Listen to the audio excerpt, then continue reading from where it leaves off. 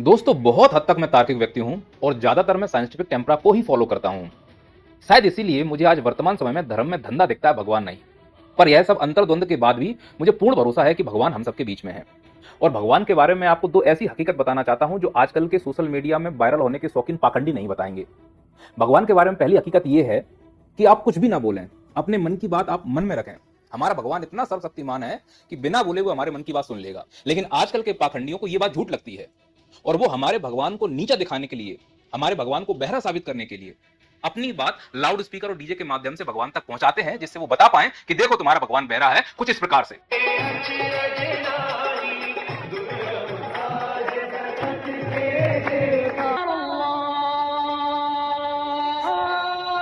अब यहां पर आप खुद तार्किक होकर सोचिए कि जब आप अपनी बात किसी को सुनवाना चाह रहे हैं तो इस प्रकार के शोर शराबे में सुनवाना चाहेंगे या कहीं शांति में बैठकर। अब ये आपके ऊपर है कि आप अपनी बात भगवान तक इस प्रकार के पाखंड के माध्यम से सुनवाना चाहते हो या आप मानते हो कि आपका भगवान सर्वशक्तिमान है। अगर आप मन में भी उसका ध्यान करते हो तो आपकी प्रार्थना उस तक पहुंच रही है।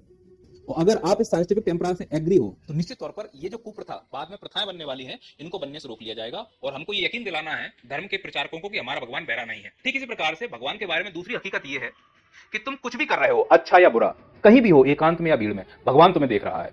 तुम कहीं काली गुफा में जाकर भी भगवान का ध्यान करोगे ना तो भगवान तुम्हें देख लेगा। पर पाखंडियों को यह बात भी झूठ लगती है और वो ये साबित करने में तुले हुए हैं कि हमारा भगवान अंधा है।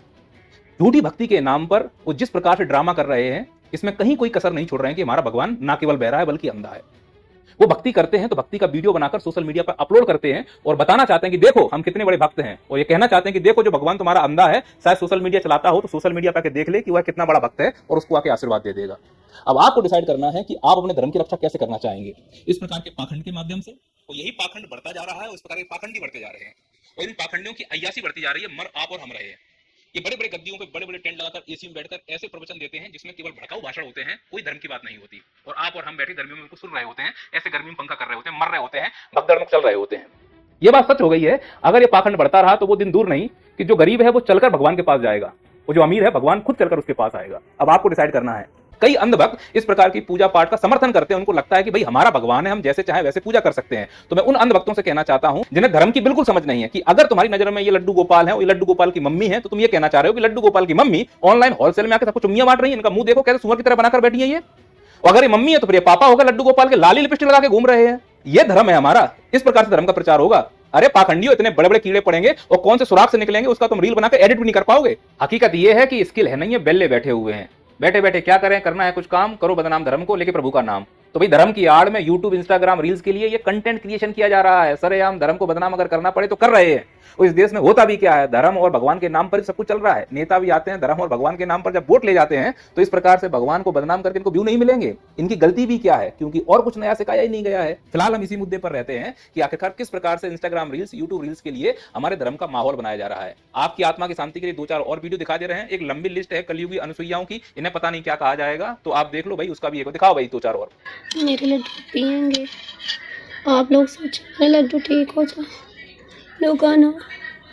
अरे जिज्जी, ये गुड्डा गुड़िया नहीं है, भगवान है। इनके साथ मजाक करोगे तो भगवान तुम्हारे साथ मजाक कर देगा। और तुम जो छाछ पिला रही हो, मुझे डर है जिस प्रकार की तुम्हारी मानसिक स्थिति, सुबह उठकर तुम ये ना बोलने लगोगे हमारे भगवान बीमार हो गए। लल्ला उठो, अरे आपको तो बुखार है लल्ला, लल्ला रे।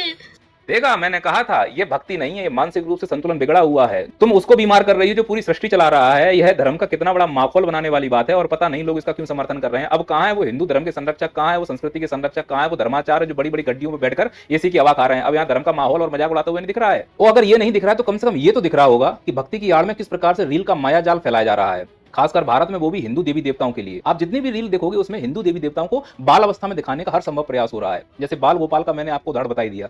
इसी प्रकार से आप ध्यान देना, भगवान शिव का भी आपको बाल रूप दिखेगा, भगवान गणेश का भी आपको बाल रूप दिखेगा, माता रानी इत्यादि का भी आप बाल रूप देखने को मिलेगा। यह एक सोची समझी साजिश है। एक क्रोनोलॉजी के द्वारा भारत के हिंदू धर्म, सनातन धर्म को विकृत करने का हर संभव प्रयास किया जा रहा है, खासकर उस सरकार के नाक के नीचे जो धर्म की रक्षा करने के लिए सत्ता में आई थी। और यह इसलिए संभव हो पा रहा है जो ये नौटंकियां हो रही हैं, क्योंकि सरकार खुद धर्म के नाम पर नौटंकी करके वोट मांग रही है। तो वो ऐसे कोई कड़े कानून बनाएगी नहीं जिससे सनातन धर्म की रक्षा हो पाए। इनके नाक के नीचे सनातन धर्म पूरी तरह से विकृत हो गया है। जितने भी बाबा इत्यादि हैं वो सब इन्हीं के नाक के नीचे पलपोस रहे हैं, नफरती भाषण दे रहे हैं। धर्म की रक्षा और इस प्रकार की विकृतियों को रोकने के लिए कोई प्रयास नहीं कर रहा है।